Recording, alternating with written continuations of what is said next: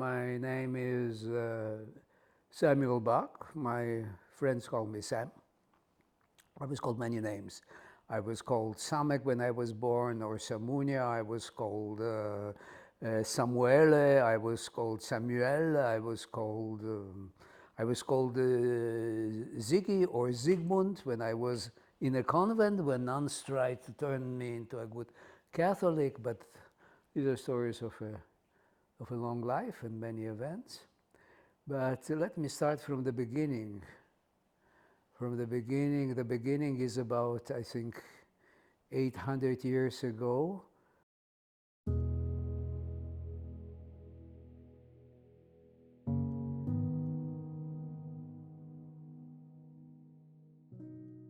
When a Lithuanian king invited the Jews to come to Lithuania and teach the local population to all kinds of crafts, to keep his books, to deal with all the necessary things that a country that just became Christian and had absolutely no structuring needed. So he wrote a very beautiful letter to Jews of the Alsatian countries and so on that came to Lithuania and brought with them the German, the ancient German, and later became Yiddish. And in this way, a Jewish population was born and created in Lithuania that are called the Litvaks. And the Litvaks had very good times and very hard times. Some of the Jewish boys were taken or almost kidnapped to the Russian army of the Tsar, and they had to serve about 25 years in the Tsar's army. And only boys that were already married were not serving. So in Jewish families, at the age of a bar mitzvah, one can marry off a boy to a woman of any age. She can be 2 years old, she can be 5 years old, she can be 45 years old. So my great-grandfather was very lucky. He was married off to a young, lovely girl that he knew when he was 13 and she was 14. And when he was 14 and she was 15, they had their first child. And then they had many, many more children. Among them, my grandfather and his sister.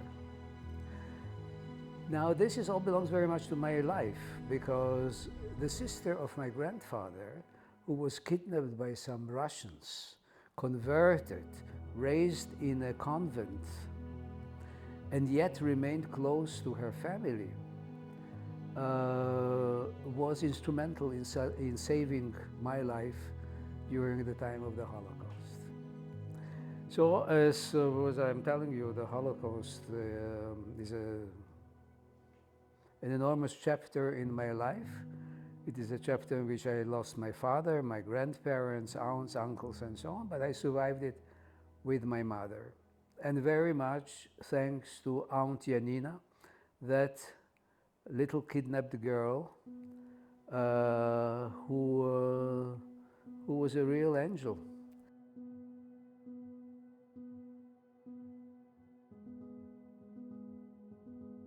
But then the World War ended.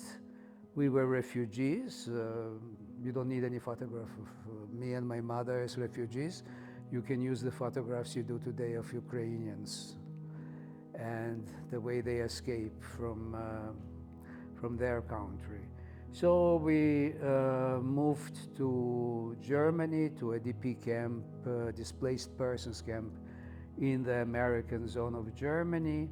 From there we were transported on a Cuban banana carrier from Marseille to Haifa to arrive at the creation of the Jewish state in 1948. So there I was, suddenly Samek or Samunya became Shmuel, the name in Hebrew, and I went to a Hebrew school, and then I had to wear for almost 3 years the uniform of an Israeli soldier.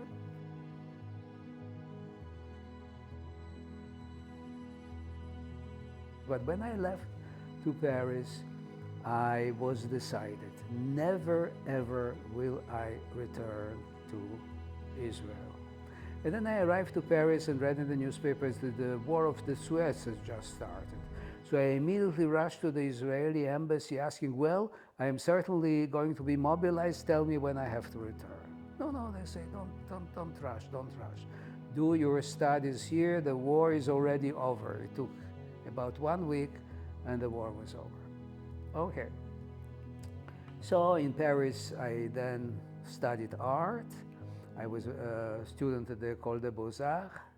It was, maybe it was a good school, but it certainly gave me tickets for very cheap restaurants, and this is what I very much appreciated. But Paris of the 50s, Paris in 56 when I arrived, 57, 58, 59 was a fantastic, magical place for anyone interested in art, being young.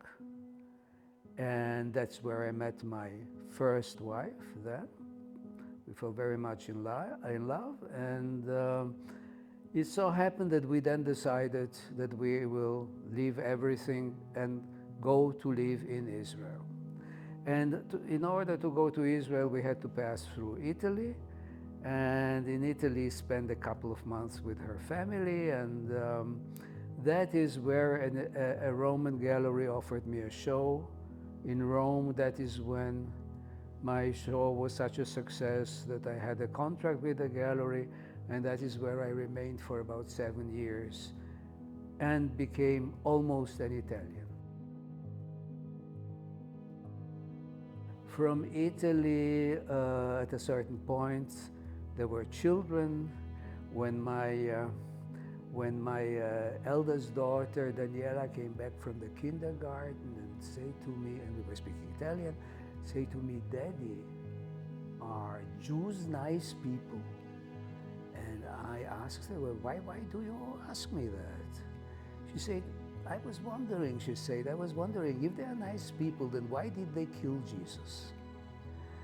Oh, I told my wife, it is time for us to go back to Israel. I don't want to live as a religious Jew because I'm an atheist, but I don't want to live in a country that bigotry has such a weight that it even arrives into a Montessori kindergarten. So we left for Israel. And then in Israel, I got involved with the Israeli theater. I did a lot of theater work for design and so on. And I had exhibitions in Israel. I also had my first national and international success in my paintings, which brought me back to Europe, which brought me back to Paris first, a few years in New York, and so on. So here I was already, let's say, an emerging artist, being able to put food on his table, send his children to good schools, and so on. And everything was kind of working well, but my marriage fell apart. It fell apart when I was in Switzerland. I had the fortune of meeting there the lady who became my second wife now since about 35, 36 years.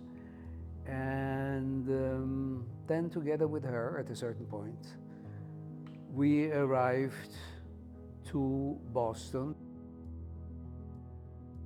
So in terms of my art, I have achieved something really quite extraordinary, that I can imagine my paintings not hanging above the couch of a very rich collector, but hanging in a place where students from a university, some of them even coming from very modest backgrounds, come and look and think and figure out whatever it is that I am telling them in my art. Now, what am I telling them in my